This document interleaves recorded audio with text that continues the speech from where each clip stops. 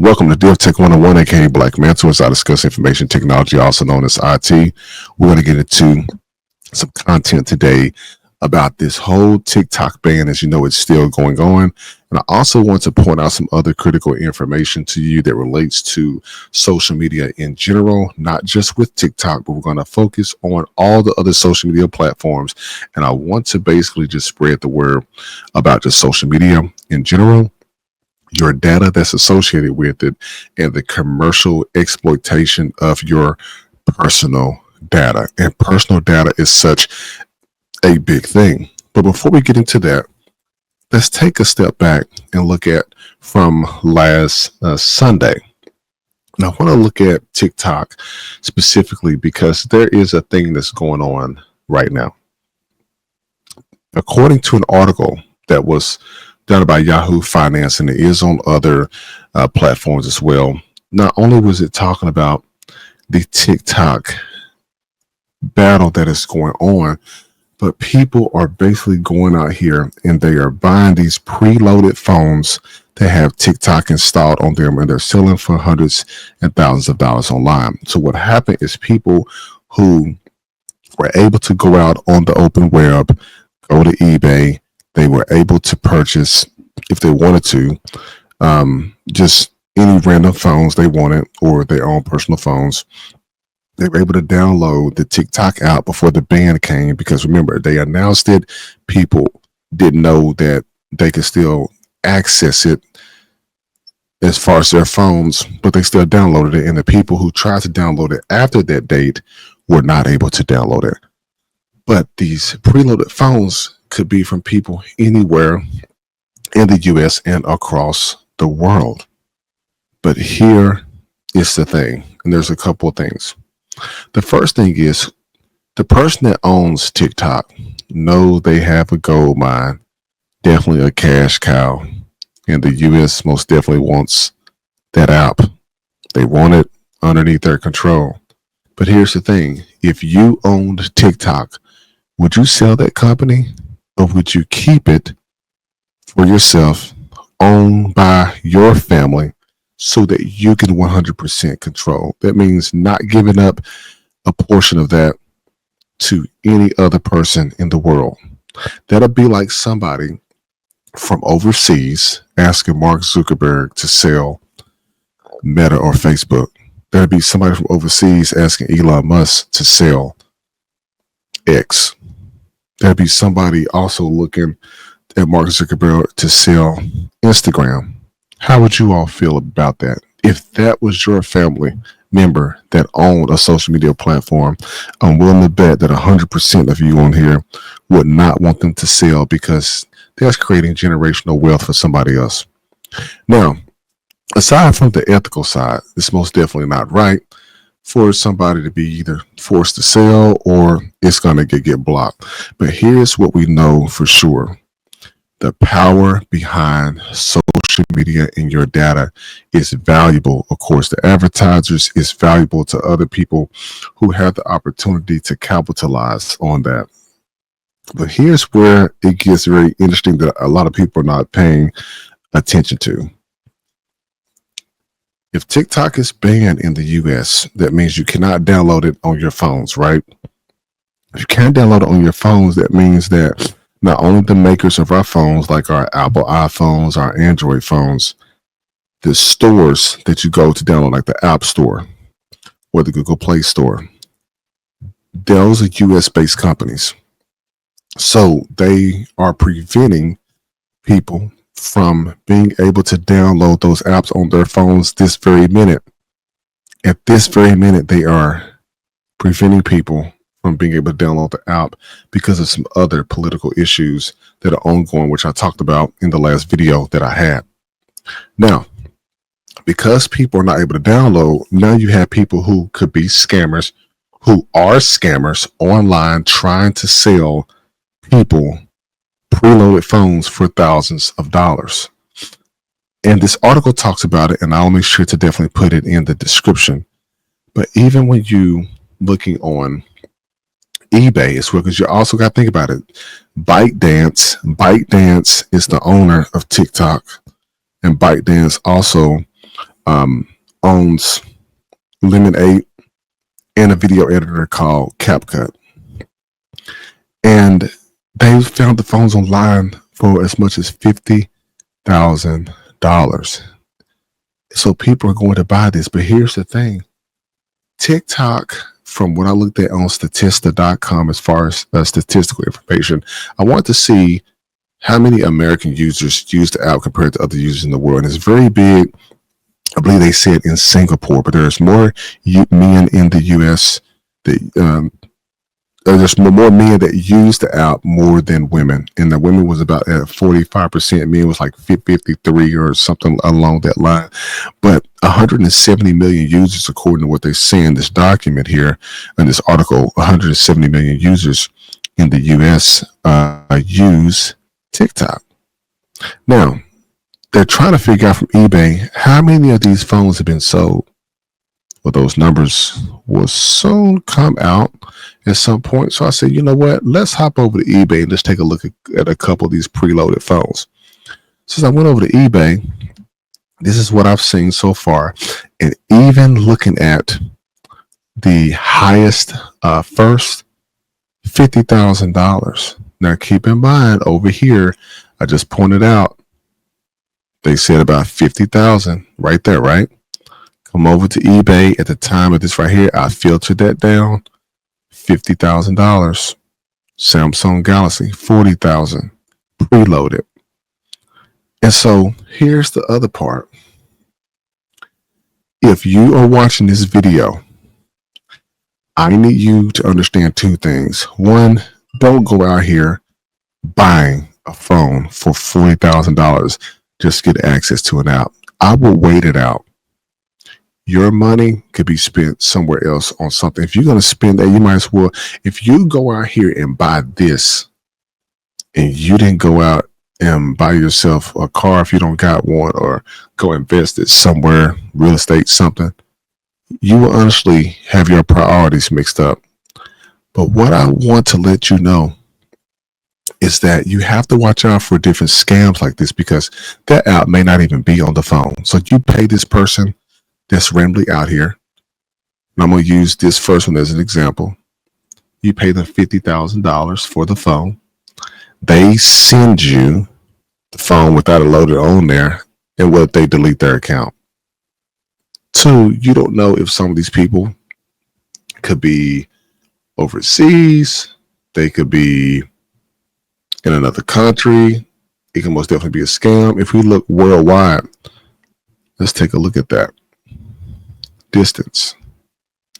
So if we got this right here, we're going to go out and see this is going to be based on its zip code here. So being in Arkansas, of course, it's going to like filter out, to different places around, but it's going to keep going further and further out.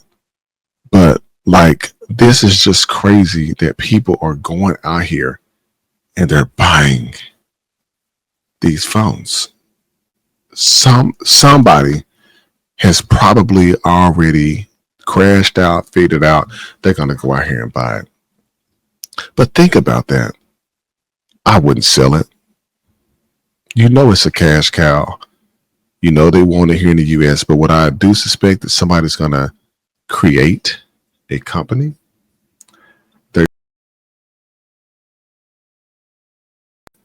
They're going to really see if they can mimic this same app. But here's the catch.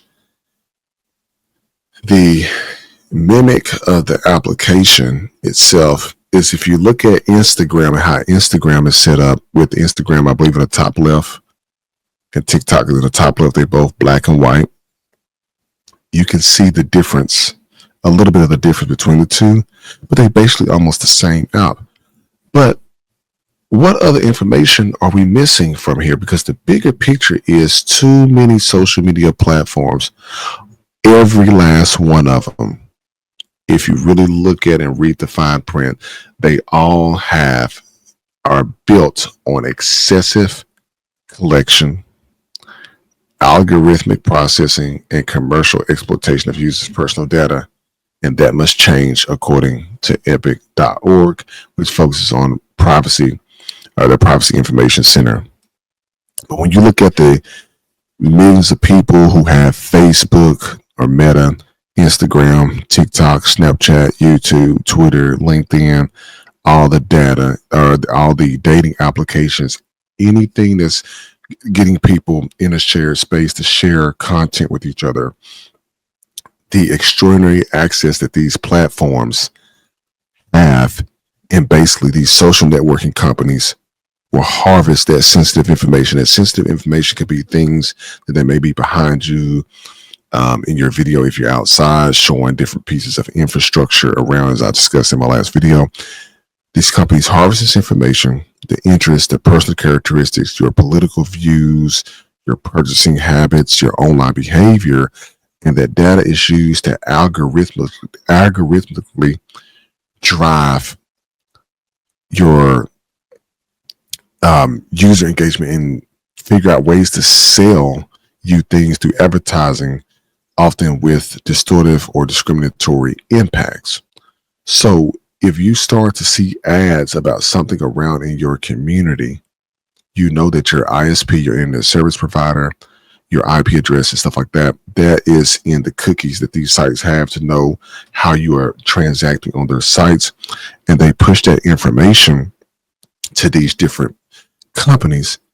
But there has to be a serious and severely limit on the privacy and protective alternatives for people's personal data that's being held on these platforms to begin with anyway, because they can be misused by third, fourth, and fifth parties, including law enforcement agencies as well. And there's been different court cases around that you can read of how these IoT devices that you have within your home, how they interact. When you are on your when you're on your phone, you know, your phone is geographically located in a specific location, and the ads are going to be focused on where you are. And then you have to look at, okay, well, what's the FTC going to do about this? Like, the FTC will definitely look at the drones when you fly them, and better believe they're looking at the DJI ones, with their Chinese-made drones. But is Congress going to, is the FTC, Federal Trade Commission, and Congress, are they going to take a swift action to prevent a monopolistic behavior? And that is what we're seeing here is the U.S. trying to control all and every single and all future social media platforms. Are they trying to do that? Because we're looking at a new term of social media and surveillance advertising. If you don't believe me, go on your phone and start searching for something that you like around your community. You're going to start to see it in your social media feed. You're going to start to see it in your YouTube videos as you're going through there.